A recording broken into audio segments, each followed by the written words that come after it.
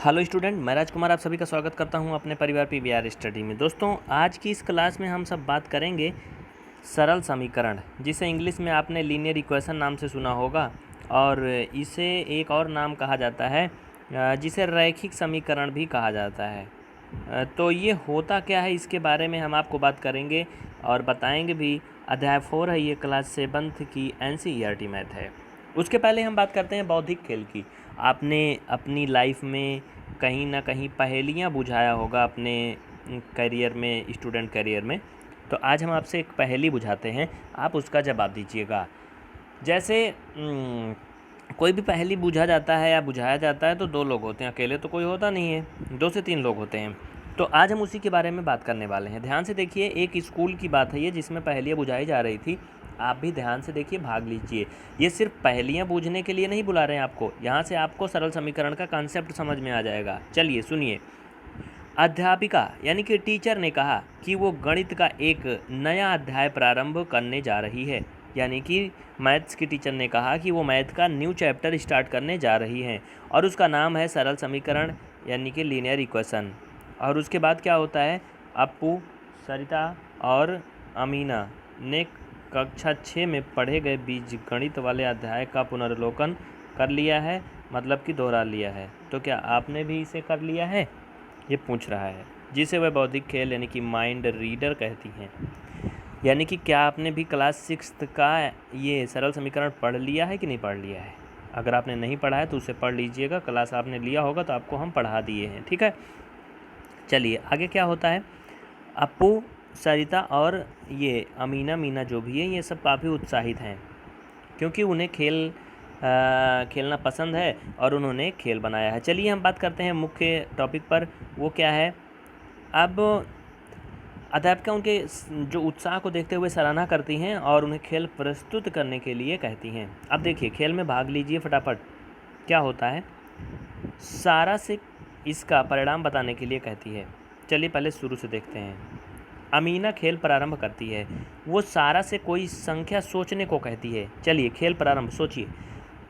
अमीना ने खेल जो है वो प्रारंभ किया, सारा से कहा कि भैया तुम कोई एक संख्या सोच लो अपने मन में और उसके बाद उसे 4 से गुणा कर दो, फिर 5 जोड़ दो और इसके बाद हमें उत्तर बताओ और हम बता देंगे कि तुमने कौन सी संख्या सोचा था।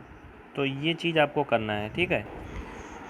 वैसे आपने भी अपने जीवन में कभी छोटे जब थे आप ये खेल खेले होंगे कि कोई एक संख्या अपने मन में लो, उसे 4 से गुणा करो, उसमें 5 जोड़ दो, फिर उत्तर बताओ, हम बता देंगे कि कौन सी संख्या थी। लोग कहते थे भाई जादू से बता रहा है, फिर ऐसा वैसा लोग सोचते थे ना, जबकि ऐसा कुछ नहीं। ये है समीकरण का कमाल, ये है स्टडी का कमाल, ठीक है।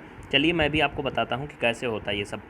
ध्यान से देखिएगा, आप भी इसे अपने दोस्तों में बुझा सकते हैं। देखिए, सारा से कोई संख्या सोचने को कहती है, उसे 4 से गुणा करने को कहती है, उसमें 5 जोड़ने को कहती है। इसके बाद सारा ने उसका उत्तर बताया 65 और इसके बाद तुरंत अमीना घोषणा करती है कि उसके द्वारा सोची गई संख्या 15 थी। अब आप सोचो ये कैसे बता ले गई। भैया उसने कोई संख्या सोचा लेकिन बताया नहीं क्या सोचा। उसके बाद उसको 4 से गुणा किया और फिर उसमें 5 जोड़ दिया। उसके बाद बताया कि वो संख्या टोटल 65 प्राप्त होती है, लेकिन अमीना को कैसे पता चल गया कि उसने 15 लिया था। ये मैथ का कमाल है, अभी मैं आपको बताने वाला हूँ। एक और एग्जाम्पल देख लो। अब अप्पू की बारी है, वो बालू से कोई संख्या सोचने तथा उसे 10 से गुणा करने और गुणनफल में से 20 घटाने को कहता है। इसके बाद बालू से उसका परिणाम बताने को कहता है और बालू जैसे बताता है कि इसका परिणाम 50 है, वैसे फटाफट वो बता देता है भैया, कौन, अप्पू, कि आपने 7 लिया था नंबर। ये बताओ ये लोग समझ कैसे जा रहे हैं कि उसने 15 लिया था, उसने 7 लिया था। ये लोग कैसे जान गए? क्या ये कोई ज्योतिषी विद्या जानते हैं? नहीं, ज्योतिषी विद्या ये लोग कुछ नहीं जानते हैं, बस ये लोग मैथ का समीकरण जानते हैं। चलिए किताबी ज्ञान के अलावा हम आपको जल्दी से बता देते हैं इसे शॉर्टकट में। जैसे कि हमने कहा, हाँ, कि हमने की बात छोड़िए, पहले अमीना और ये सारा वाला लेते हैं। हाँ, सारा कोई संख्या सोचती है। अब मानो सारा ने यक्स संख्या लिया है, यक्स के बारे में हम बाद में बात करेंगे, पहले ध्यान से समझो। सारा ने संख्या यक्स लिया और इन्होंने कहा था कि भैया उसे 4 से गुणा कर दो। सारा ने 4 से गुणा कर दिया, फिर उसने कहा कि 5 जोड़ दो, 5 भी जोड़ दिया। हाँ, उसके बाद कहा उत्तर बताओ फाइनल में कितना होता है, तो बता दिए कि 65 होता है। अब उसे 15 कैसे मिल गया, देखो ध्यान दो। 4 का यक्स में गुणा कर लिया तो ये हो गया 4 यक्स और धन 5 बराबर 65। और ध्यान से देखो, 4x + 5 इक्वल कितना हो गया 65। अब आगे देखते जाना क्या होता है। उन्होंने किया क्या, जो उत्तर बता रही हैं पता है आपको, 4x को इधर ऐसे ही रहने दिया, इसमें कोई परिवर्तन नहीं किया। उसके बाद जो उधर 65 था उसमें से ये 5 जो है यानी कि जो कांस्टेंट है इसको ले जाके घटा दिया। अब अगर ये घटा देंगे तो कितना आएगा भैया, 4x इक्वल ये 60 आएगा। ध्यान से समझना, ये जो मैंने घेरा है ये आयताकार में है ना। 4x बराबर 60 हो गया। अब ध्यान से देखना, गौर करना बिल्कुल। तो यहाँ से x बराबर निकाल लिया तो कितना हो गया 60 और बटे ये 4 हो जाएगा ना, चूँकि 4 इधर जाएगा तो भाग में हो जाएगा। तो इसको बात काट लिया, कितना आ गया 15। यानी कि उनको पता चल गया वो संख्या कौन थी, 15 थी। बात समझ में आ गई ना कैसे हो रहा है। बहुत ही गौर से समझो, समझ में आएगा, सब कुछ होगा। यानी कि वो संख्या कितना थी, 15 थी। ठीक है, इतनी बात पक्की। दूसरा में क्या होता है, दूसरा में उन्होंने कहा कि भैया बालू से बालू कोई संख्या लो और संख्या में 10 से गुणा करो, और उसके बाद उसमें से 10 से गुणा करने के बाद क्या करना, 20 घटा देना, फिर उत्तर बताओ। तो उसने क्या बताया था, उत्तर 7 आया था ना, 50 बताया था, 50। चलो ठीक है, मान लेते हैं बालू ने y लिया, उसके बाद कहा था 10 से गुणा करो, 10 से गुणा कर दिया, फिर कह रहा कि उसमें से 20 घटा दो, फिर उत्तर बताओ। 20 घटाने के बाद उसने बताया 50 आया, है ना। चलो हम कर लेते हैं इसको। ये कितना हो जाएगा, 10y माइनस का 20 इक्वल कितना हो जाएगा, ये 50 देखते जाओ बस क्या क्या होता है। देखो y इक्वल ये 50 0 50 और ये प्लस का 20 जो है उधर जाएगा, तो ये माइनस का 20 इधर जाएगा तो प्लस का हो जाएगा, और ये y अकेले बच रहा है, 10 इधर जाएगा भाग में हो जाएगा। कित में हो जाएगा, भाग में। ओ गड़बड़ हो गया का, 10 किस में हो जाएगा, भाग में। तो ध्यान दो, ये 50 50 + 20/10 हो गया, कितना हो गया 50 + 20/10। इसको मैं ऊपर अच्छे से लिख देता हूँ, आप इसको नोट कर लो, मैं ऊपर लिखने वाला हूँ। इतना समझ में आया ना। ये 50 50 + 20/10, नीचे 10 है बटे में, तो इसे साफ साफ देख लो, ये 50 धन 20 बटे 10। तो भैया जोड़ लो, 70 आ जाएगा ऊपर, 70 बटे 10 कर लो, काट दोगे तो कितना आएगा, 7 आएगा ना। तो इसी तरह से तो उसे पता हो गया कि उसने 7 सोचा था। ये बहुत ही मनोरंजक खेल है, लेकिन अगर आप समझ जाओगे तो खेल खेल में मैथ सीख जाओगे, और नहीं समझोगे तो फिर गड़बड़ है, ठीक ना। तो ये है सरल समीकरण की कहानी, यही है समीकरण बनाना जो आपने देख लिया जुबानी, है ना। अब चलिए पेन और पेपर वाला काम होता है। क्लास को एंड तक देखना, स्किप नहीं करना। अगर आप डेमो क्लास देख रहे हो यूट्यूब पे तो कृपया PVR स्टडी प्रयागराज चैनल को भी तुरंत जस्ट सब्सक्राइब करें। PVR स्टडी के 4 चैनल हैं, होम पेज पर विजिट करें और सभी चैनल को सब्सक्राइब करें, चैनल नंबर 1 2 3 4 सबको। चलिए आगे बढ़ते हैं, वीडियो को लाइक नहीं किया तो तुरंत कर दो। और अगर आपने ऐप में क्लास लिया है तो भैया नोट्स बनाओ जिससे कि सब कुछ समझ में आए। कोई डाउट है तो आप व्हाट्सएप पे भेज सकते हो, लेकिन क्लास ज्वाइन करने के बाद ही भेज सकते हो। तो ये जितनी कहानी इसमें पूरे पेज में लिखी गई है वो मैंने आपको 2 एग्जाम्पल में बता दिया। यही है ये मन की बात वाला जो उत्तर लोग जान लेते हैं। हमें जो ज्ञात करना है उसकी चलिए समीक्षा करते हैं। समीक्षा मतलब वही थोड़ा सा कानाफूसी कर लेते हैं जो हमने अभी तक सीखा है। आपको मैंने बताया था अभी एक यक्स और एक बताया था वाई। जो स्टूडेंट इसके बारे में नहीं जानते हैं उन्हें बड़ा नया लग रहा होगा, ये पता नहीं कहाँ से आ गया, ये जैसे लग रहा गांव में ऊँट आया है ना, पुराने ज़माने की बात है। तो यक्स को क्या बोलते हैं, इसे बोलते हैं वेरिएबल। वेरिएबल बोलते हैं जिसे इंग्लिश में वेरिएबल, हिंदी में चर कहा जाता है, ठीक है। अब आप कह रहे होंगे कि यक्स को चर कहते हैं तो वाई को क्या चर कहते हैं, फिर ए को क्या कहते हैं, फिर डी को क्या कहते हैं, ये सब कौन कौन है भाई। देखो सिंपल सी बात है, इनके लिए अलग अलग नियम नहीं है, ये सब एक ही भाई बहन है। ABCDEFGHIJK लेकर के जेड तक ये सभी चर पद कहलाते हैं जिन्हें वेरिएबल कहा जाता है। इनका मान निश्चित नहीं होता, ये बदलते रहते हैं वक्त के अनुसार। ये वक्त के अनुसार क्या होते हैं, बदलते रहते हैं। मेरे यार बदल ना जाना मौसम की तरह, तो वैसे ये मौसम की तरह बदलते रहते हैं। अलग अलग समीकरण में यक्स और वाई का मान अलग अलग होता है, ये सिचुएशन के अकॉर्डिंग चेंज हो जाते हैं, बेवफाई कर जाते हैं, ये चीटिंग कर जाते हैं, ठीक है। लेकिन जो गिनतियाँ होती हैं 1 से लेकर के ये इनफाइनाइट तक, अनंत तक जो भी नंबर हैं, जैसे 1 हो गया, 10 हो गया, 1000 हो गया, 100 हो गया, लाख हो गया, ये सभी होते हैं अचर होते हैं। ये अचर होते हैं मतलब इन्हें कांस्टेंट बोलते हैं, ये कभी बदलते नहीं हैं, ये बहुत ही विश्वसनीय होते हैं, कुत्ते से ज़्यादा वफादार होते हैं, मतलब कभी भी चेंज नहीं होते हैं। जैसे 10x धन y बराबर अगर आपने 5 लिखा है तो ये 10 हमेशा 10 ही रहेगा, चाहे मरेगा कटेगा, इधर आएगा भाग होगा गुणा होगा कुछ भी होगा, लेकिन 10 ही रहेगा। लेकिन अगर सिचुएशन बदल गई, इधर 5 की जगह मानते हैं 15 हो गया, तो यक्स का जो मान आना था 5 रहने पे वो 15 रहने पे नहीं आएगा, अलग हो जाएगा, फट से बदल जाएगा। नहीं विश्वास है तो चलो मैं दिखा देता हूँ ना। 10x धन y बराबर 15, चलो ठीक है, देख लो कैसे बदलता है। 10x धन y बराबर ये क्या है 5, लेकिन इसमें मान तभी आएगा जब ये एक ही चर रहेगा, तभी मान आएगा, अन्यथा मान नहीं आएगा। तो मैं आपको उसका दिखा रहा हूँ प्रूफ। इस पर 2 मान लो, ठीक है, 2 मान लो इस पर, y नहीं, जिससे कि मान निकल सके। अब देखो इस पे 2 है और इधर 5 है, ये 10 है, तो क्या आता है ध्यान देना साथियों। यहाँ से अगर हम निकालेंगे तो ये हो जाएगा 10x बराबर ये 5 माइनस 2, यानी कि x बराबर हो जाएगा 3/10। x बराबर क्या आया 3/10, इसे याद रखना। कब आया जब इधर 5 था, तब x का मान 3/10 आया। अब देखते जाओ आगे क्या होता है, अभी इसी में मैं दिखा दूंगा बिना कुछ अदले बदले। देख लो इसी कलर में देख लो। अगर यहाँ 15 हो गया तो क्या होगा, यहाँ 15 हो गया तो ये 15 हो जाएगा, और ये बस इतने बदलेगा, 13/10 हो जाएगा। यानी बदल गया कि नहीं बदल गया, यक्स का मान जो पहले 3/10 था वो इसमें 13/10 हो गया। कब, जब यहाँ 15 हो गया तो। लेकिन ये 10 जो था क्या ये बदला, ये जो 10 था क्या बदला, ये क्या चेंज हुआ, ये 10 पहले भी था, 10 अभी भी है, 10 आगे भी रहेगा, ये दृढ़ मतलब है, उसी पे निश्चित है, ये चेंज नहीं होगा। ये कुत्ते से ज़्यादा वफादार, लेकिन ये क्या है बेवफाई वाला काम करता है। बात समझ गए ना, तो बस इतना याद कर लो। यहाँ वफा बेवफा का कोई मतलब नहीं, बस आपको याद करने के लिए मैंने बता दिया कि आपको याद रहे, भूले ना। तो जो भी चर पद होते हैं XYZ ABCD, ये सभी जो हैं ये क्या होते हैं, बदलने वाले होते हैं। इनका मान जो है सिचुएशन के आधार पर बदल जाता है, लेकिन जो अचर पद होते हैं उनका मान कभी भी बदलता नहीं है। ठीक है, तो ये कहानी ये पे ख़त्म होती है। आगे देखो समीकरण क्या है।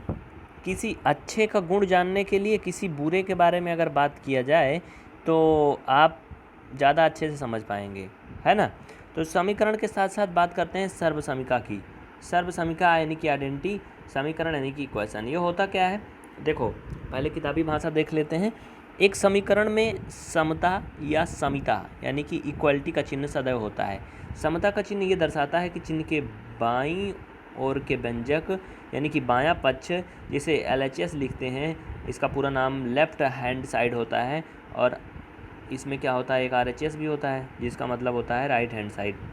ये क्या होते हैं समीकरण में एक दूसरे के बराबर होने चाहिए, लेकिन इसमें एक कंडीशन होती है, वो कंडीशन भी आप लोग समझ लो कैसे होता है और क्यों बराबर होता है, ये भी समझ लो।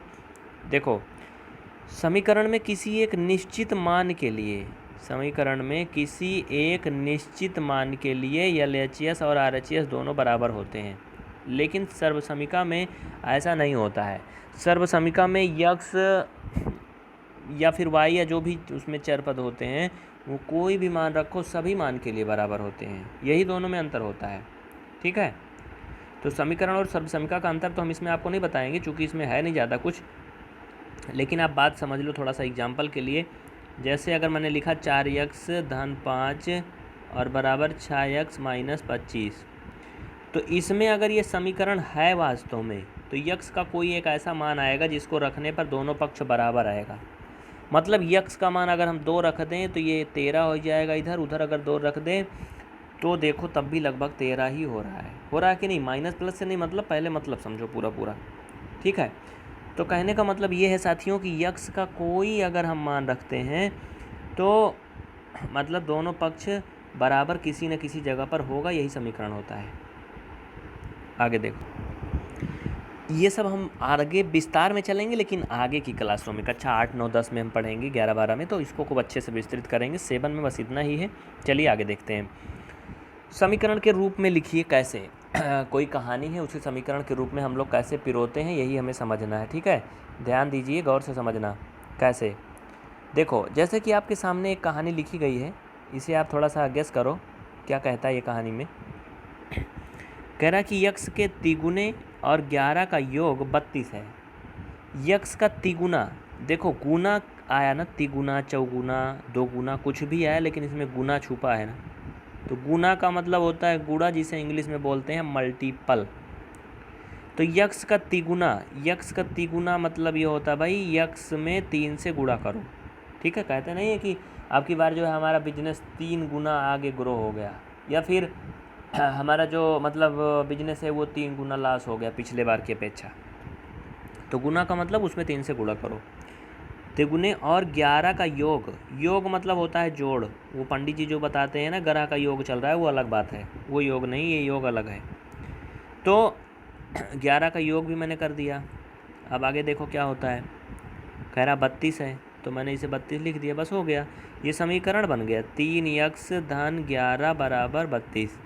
एक बात इसमें बहुत ही ज़रूरी समझ लो भाई, वो ये है कि ये 3x हमेशा लिखा जाएगा, लेकिन x 3 कभी नहीं लिखा जाएगा कि इसका गुणा करके x 3 लिख दो, नहीं, ये गलत है, इसका कोई मतलब नहीं निकलेगा अगर ऐसे लिखोगे तो। और हाँ, x अगर ये थोड़ा सा नीचे लिखोगे तो ये नीचे इसकी आधार में गिना जाएगा, फिर अगर थोड़ा ऊपर चला गया तो घात में गिना जाएगा, लेकिन x 3 नहीं पढ़ा जाएगा फिर वो। ठीक है, तो हमेशा चर पद को बाद में लिखते हैं, अचर पद को पहले लिखते हैं। जो नहीं बदलता है, जो निश्चित रहता है, अपने मार्ग पर अपनी बात पर अडिग रहता है, उसको आगे खड़ा किया जाता है, सच्चा होता है। बाकी जो लुका छुपी चेंज होने वाले हो रहते हैं ना बार बार, वो छुप जाते हैं। ठीक है, तो ये हो गया 3x धन 11 बराबर 32, ये पहला हो गया। अभी देख लो इसमें एग्जाम्पल लगा भी होगा, ये देखो ये लगा है, हल भी है इसका, 3x + 11 = 32। अगला क्वेश्चन इसमें क्या कहता है, कह रहा कि यदि किसी संख्या के 6 गुने में से आप 5 घटाएं तो 7 प्राप्त होता है। यदि किसी संख्या के 6 गुने में से, भैया संख्या तो हमें पता ही नहीं है कौन सी संख्या है, चलो मैं मान लेता हूँ कि मैंने संख्या ले लिया p, कह रहा है इसके 6 गुने में से, तो 6 गुना मतलब 6 से गुणा कर दिया, इसमें से 5 घटाओ तो 7 प्राप्त होता है। तो ये कितना हो गया, 6p - 5 = 7। तो कर लो, बस ये हो गया आपका इक्वेशन। समीकरण के रूप में लिखना था, समीकरण अगर देखो तो नीचे देखो ये बन गया है। आप मिला लो, ये 6z - 5 = 7। आप कह रहे होंगे भैया इसमें बुका में तो z लिखा है, तो p काहे लिखे रहा है ना। तो मैंने अभी आपको बता दिया, ये कोई ब्रह्मा जी कह के नहीं गए हैं कि z ही मानना, ये जो चर पद है ये खुद से माना जाता है। देखो यहाँ पे लिखा है, आइए मान लें कि ये संख्या z है, इन्होंने z मान लिया, अब मान लेते हैं हमारी इनकी नहीं पटती है भैया। अब तुम z मान रहे हो, जो तुम करोगे वो तो मैं कतई नहीं करूँगा। तो हमने कहा कि हम z नहीं मानेंगे, हम p मानेंगे, तो इसमें कौन सी बुराई है, मतलब a से लेकर के z तक का कोई भी लेटर आप मान सकते हो। अब एक हमारा भी अपोजिट आ गया, वो कह रहा है ये z मान रहे हैं, ये p मान रहे हैं, हम ना तो z मानेंगे ना p मानेंगे। अब वो y मान ले रहा है तो वो भी सही है, मतलब समझ गए ना, ये सभी सही हैं। ऐसे समझ लो जैसे ये है भैया दिल्ली, ये दिल्ली NCR है। अब यहाँ पर आपको आना है, प्रयागराज से, तो अब आप चाहे तो प्रयागराज से डायरेक्ट वहाँ पे चले जाओ कानपुर होते हुए ऐसे, चाहे आप सुल्तानपुर आओ ऐसे लखनऊ से होते हुए जाओ, चाहे आप बनारस चले जाओ वहाँ से फिर होते हुए जाओ घूमते टहलते। ठीक है, कहने का मतलब कई रास्ते हैं, ये कई मार्ग हैं यहाँ पे जाने के लिए, तो आप किसी भी मार्ग से जा सकते हो, पहुँचोगे वहीं जगह। हाँ, थोड़ा ज़्यादा टाइम लगेगा इसमें, किसी से कम लगेगा, लेकिन यहाँ की कंडीशन में ज़्यादा कम का कोई मतलब नहीं है। अगर कोई मास्टर भैया पढ़ा लिखा होगा तब तो सही काट देगा, अगर वो किताब से देख के उत्तर मिलाएगा, लिखा पढ़ा होगा तब तो फिर वो गलत काट देगा कि p माना था तो तुम काहे क्यों माने हो, z काहे माने हो। बाकी सब ठीक है। ठीक है, चलिए आगे इसमें आप देख सकते हो, ये सारे एग्जाम्पल दिए गए हैं, ज़्यादा बताने की ज़रूरत नहीं है। हाँ, इसके बाद क्या कह रहा है कि सामान्य रूप में लिखिए। मतलब अभी तक जो आप कहानी सुन करके समीकरण बना रहे थे, अब आपको कहानी बनाना है। कुछ लोग कहानी बनाने में बड़े तेज़ होते हैं, तो उनके लिए बहुत अच्छा है, इसमें कहानी बनाना है। कैसे बनाना है देखो, x - 5 = 9, x - 5 = 9, इसका कहानी के रूप में कैसे लिखोगे। इसका मतलब ये है कि x में से 5 निकालने पर 9 प्राप्त होता है। भाई यही तो है, x में से ये 5 निकालने पर 9 प्राप्त होता है। इस कहानी का पूरा यही इतना मतलब हुआ, बस x में से 5 निकालने पर 9 प्राप्त होता है। हो गया। अगली कहानी क्या कहती है, 5p = 20, एक संख्या p का 5 गुना 20 है। कह रहा कि एक संख्या p का 5 गुना 20 है, एक संख्या p का 5 गुना 20 है।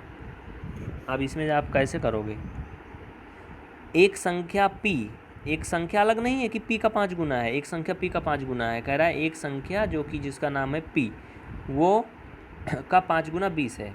तो भैया संख्या है पी का कर लिया 5 गुना बराबर 20, तो कहानी बन गई ना। इस तरह से आप कहानी बना लेना इसमें जितना भी दिया गया है, और नहीं समझ में आएगा तो आप निसंकोच बताना। देखिए कोई भी इंसान कोई कार्य करता है तो उसमें वो सेटिस्फाइड होता है या अनसेटिस्फाइड होता है। तो भैया यहाँ पे कोई संतुष्ट है या नहीं संतुष्ट है, आप दूसरे की बात तो नहीं जान सकते जब तक बताए ना, लेकिन समीकरण में आप जान सकते हैं कि ये संतुष्ट है कि नहीं संतुष्ट है। कैसे? कह रहा कि निम्नलिखित सारणी के अंतिम स्तंभ को देखिए और बताइए कि समीकरण संतुष्ट है या नहीं है, सेटिस्फाइड है कि नहीं है। देखो इसके बारे में मैं बात कर लेता हूँ, सेटिस्फाइड है कि नहीं है कैसे जानते हैं। जैसे पहला लिखा है x+3 = 0 और x बराबर 3 दिया है, कह रहा कि ये सेटिस्फाइड है कि नहीं है। चलिए देखते हैं। x+3 इक्वल क्या है 0, x की वैल्यू कह रहा 3 दिया है, तो मैंने 3 रख दिया और ये 3 इक्वल कितना आ गया 0, और ये आ गया 3 3 6 और ये 0, मतलब ये 6 बराबर 0 आ रहा है ना। अगर दोनों पक्ष इक्वल नहीं आते हैं तो मतलब वो समीकरण जो है सेटिस्फाइड नहीं है, ये अनसेटिस्फाइड है भैया, ये संतुष्ट नहीं है। ठीक है, क्योंकि ये इधर 6 आ रहा है इधर 0 आ रहा है। समझ गए बात कि नहीं? अभी अगला देखो समझ जाओगे। x+3 = 0 में x बराबर 0 रखने को बोल रहा है। x+3 = 0 कह रहा कि x का मान 0 रखोगे तो क्या ये सेटिस्फाइड है? तो ये क्या आएगा 3 = 0 आएगा ना, ये भी सेटिस्फाइड नहीं है। लेकिन अब आपके मन में आ रहा होगा भैया दुई लोग तो ये तो दो समीकरण पकड़ के निकाल रहे हैं, दोनों में कह रहे हैं कि सेटिस्फाइड नहीं है, तो क्या सब गलत दिया गया है? हाँ बिल्कुल ऐसा नहीं है। देखो समीकरण 5वां सेटिस्फाइड है। कैसे? x-7 बराबर 1, ये कह रहा कि x का मान 8 रखो तो क्या ये सेटिस्फाइड है? हाँ बिल्कुल है। x का मान 8 रखो, -7 बराबर 1, यहाँ देखो 1 बराबर 1 आ रहा है, दोनों पक्ष बराबर आ रहा है ना। मतलब ये x-7 = 1 में अगर x का वैल्यू 8 पुट करते हैं तो LHS और RHS दोनों इक्वल आता है। So this equation is satisfied. Okay, English में नहीं आता है, हिंदी में समझो, क्योंकि इंग्लिश मीडियम के बच्चे कम होते हैं। ठीक है, तो ये हो गया, 5वां भी हो गया। अब बाकी जो भी है आप इस तरह से चेक कर सकते हो, इसमें कोई प्रॉब्लम नहीं होनी चाहिए आपको। अगर आप देखो छठा वाला वो भी सेटिस्फाइड है। छठा वाला देखो 5x बराबर 25 सेटिस्फाइड है कि नहीं सेटिस्फाइड है? 5x बराबर 25, चलो मैं देख लेता हूँ करके।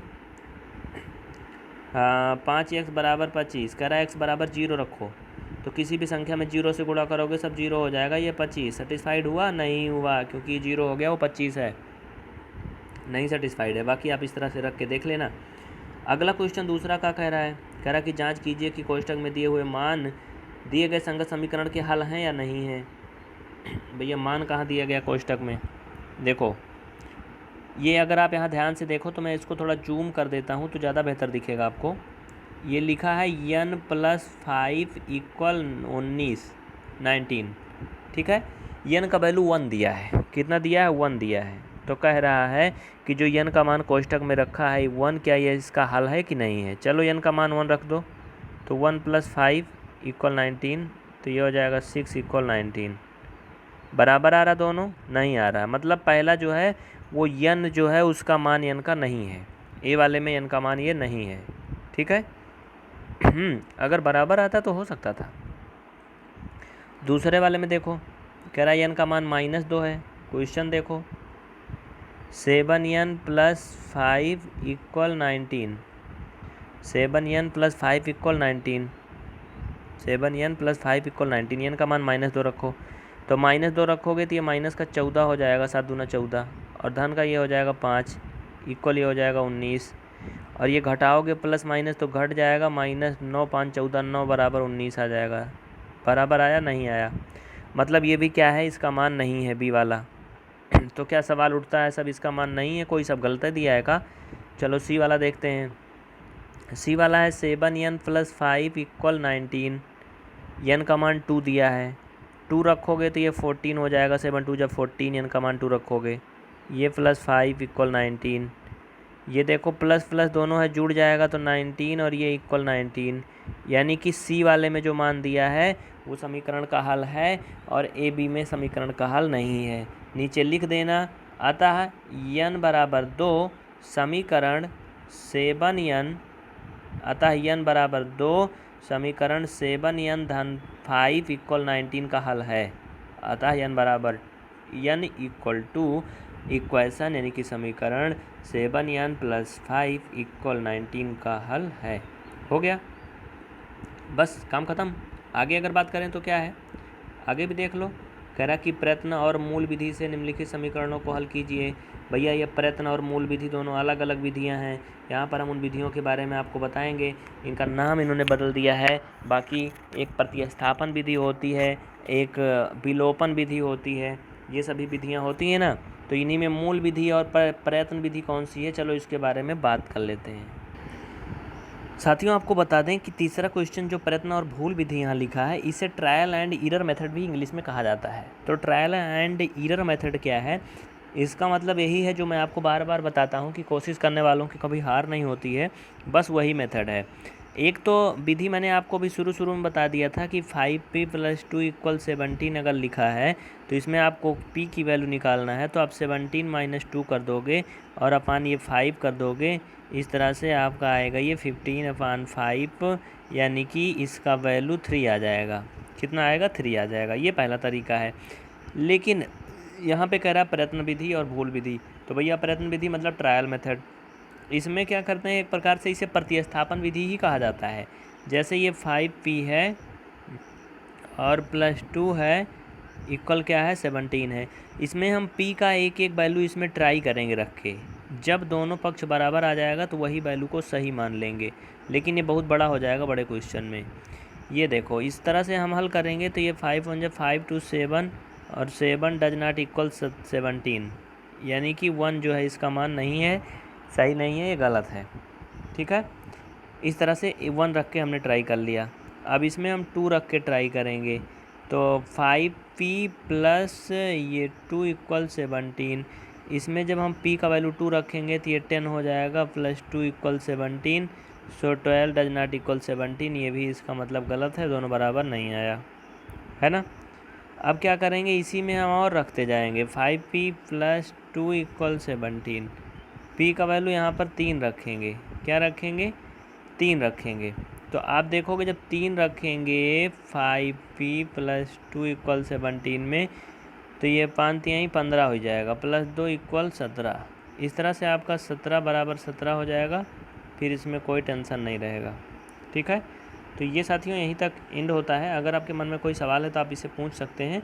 ये आपका हो गया। इसी तरह से आप तीसरा का दूसरा वाला भी कर लेना।